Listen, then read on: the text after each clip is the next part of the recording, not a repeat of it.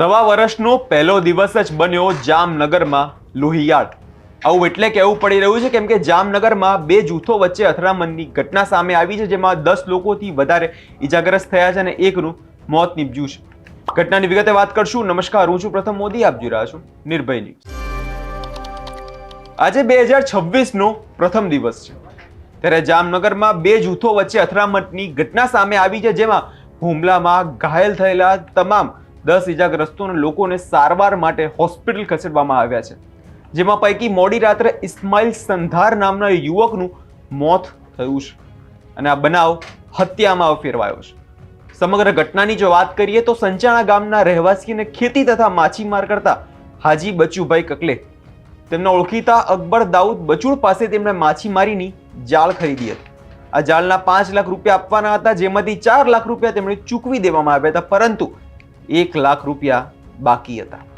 આ બાકી રકમ 1 જાન્યુઆરી 2026 ના રોજ આપવાની હતી। જોકે અકબર દાઉદ બચુડ અને તેના અન્ય સાગરીતોએ ગઈકાલે જ મોડી સાંજે ધારદાર હથિયાર સાથે હાજી બચુ કકલેના ઘરે ધસી આવ્યા અને તેમણે તાત્કાલિક પૈસાની માંગણી કરી અને તકરાર શરૂ થઈ દીધી। આ તકરાર ઉગ્ર બનતા જે તમામ હુમલાખોરોએ હાજી બચુ કકલ અને તેમને પરિવારની 3 મહિલા સહિત અન્ય સભ્યો પર હુમલો કર્યો, જેના કારણે સંચાણા ગામમાં ધીંગાણ સર્જાયું। સાંભળે પોલીસનું આ વિષય લઈને શું કહેવું છે। જામનગર જિલ્લાના પંચ પોલીસ સ્ટેશન વિસ્તારના સચાણા ગામે ગઈકાલ રોજ એક જ કોમના વ્યક્તિઓ દ્વારા સામસામે મોટી બબાલ થતાં મારામારી થયેલ અને તેમાં એકનું મર્ડર થયેલ।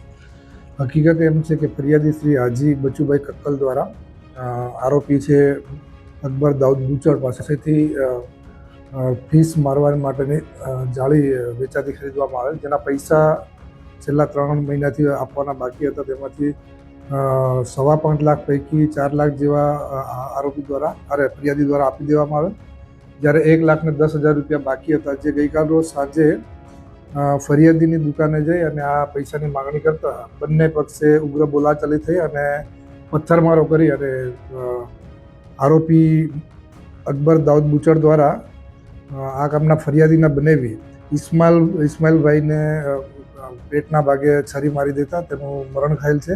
તે સિવાય 9 વ્યક્તિઓને આ બબાલની અંદર ઓછી વધતી ઈજાઓ થયેલ છે। આ કામે આરોપીઓ કુલ 14 વિરુદ્ધમાં ગુનો દાખલ કરવામાં આવેલ છે, જેમાં આ અકબર દાઉદ બુચડ તેમજ તેના પરિવારના ઉમર દાઉદ બુચડ, સિદ્દીક દાઉદ બુચડ, જાફર ઉમર બુચડ, ઇમરાન ઉમર બુચડ, અફજલ ઉમર બુચડ, યુસફ ઓસમાન ગંડાર, સુલતાન જાકુભાઈ બુચડ, આબિદ હાજી સાયચા, જાકીર હુસેન જુમા અલી જામ, સબ્બીર અસગર અલી બુચડ, જિલાની અસગર બુચડ, જાવેદ જુમા અલી જામ અને જુમા અલી જામ બધાએ વિરુદ્ધમાં ગુનો દાખલ કરવામાં આવેલ છે। તેમાં BNS કલમ 103(1), 118(2), 118(1), 115(2), 189(2), 191(2), 191(3), 190 અને GP એક્ટ 135 મુજબ ગુનો દાખલ કર્યો છે। આ 14 આરોપીઓ પૈકી પોલીસ દ્વારા તાત્કાલિક કુલ 7 આરોપીઓને હસ્તગત કરવામાં આવેલ છે, જેમાં જાફર ઉમર બુચડ, ઇમરાન ઉમર બુચડ, અફજલ ઉમર બુચડ, જાકીર હુસેન જુમા અલી જામ, સબીર અસગર બુચડ, જિલાની અસગર બુચડ અને જાવેદ જુમા અલી જામને હાલ પોલીસ કસ્ટડીમાં છે। બાકીના આરોપીઓની પીઆઈ જામનગર પંચ પોલીસ સ્ટેશનના પીઆઈ દ્વારા તપાસ કરી રહેલ છે, તેમજ આ કામે આરોપી પકડવા માટે LCBની ટીમ પણ સાથે રાખવામાં આવેલ છે। સ્થળ ઉપર સામસામે બંને મોટા જૂથમાં બનાવ બનેલો હોય ત્યાં સ્થળ ઉપર જરૂરી પૂરતો બંદોબસ્ત રાખવામાં આવેલ છે હાલ, અને બીજો અન્ય બનાવ તેની તકેદારી રાખવામાં આવેલ છે।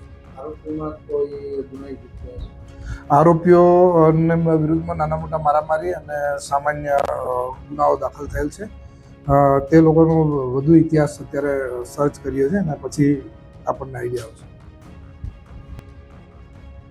આ હુમલામાં ઘાયલ થયેલા તમામ 10 લોકોને સારવાર માટે ખસેડવામાં આવ્યા છે, જેમાં પૈકી મોડી રાત્રે જે ઇસ્માઇલ સંધાર નામના યુવકનું મોત થયું છે। આ બનાવમાં હત્યામાં પલટાયો અને પોલીસે હત્યા બનાવ અંગે 14 આરોપીઓ સામે તાત્કાલિક ગુનો નોંધ્યો છે, જેમાંથી 7 આરોપીઓને રાઉન્ડ અપ કરી દેવામાં આવ્યો છે, જ્યારે 1 આરોપી સારવાર હેઠળ છે અને અન્ય 6 આરોપીની શોધખોળ હાલ અત્યારે ચાલી રહી છે। આ વિષયને લઈને તમારો શું અભિપ્રાય છે તે કમેન્ટ કરી જરૂર જણાવજો અને અમારી ચેનલ નિર્ભય ન્યૂઝને લાઇક શેર અને સબસ્ક્રાઇબ કરવાનું ભૂલશો નહીં.